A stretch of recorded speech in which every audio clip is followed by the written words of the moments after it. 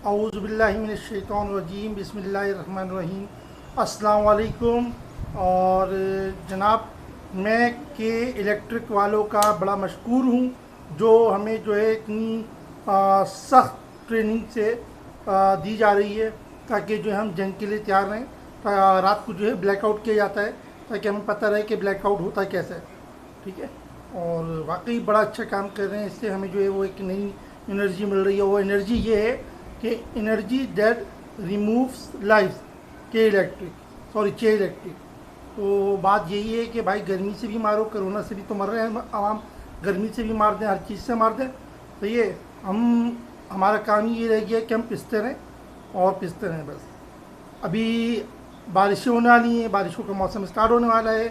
तो ये पिछले साल जो हुआ था सबने देखा था। अल्लाह पाक रहम करे। अभी जो अल्लाह ना करे कि कोई अमवात हो, क्योंकि पिछले साल जो हालात हुई थी तो सबके सामने थी। एक दिन में चार चार मैयतें भी उठी हैं।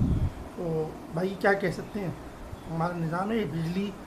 तो बिजली है और के इलेक्ट्रिक है।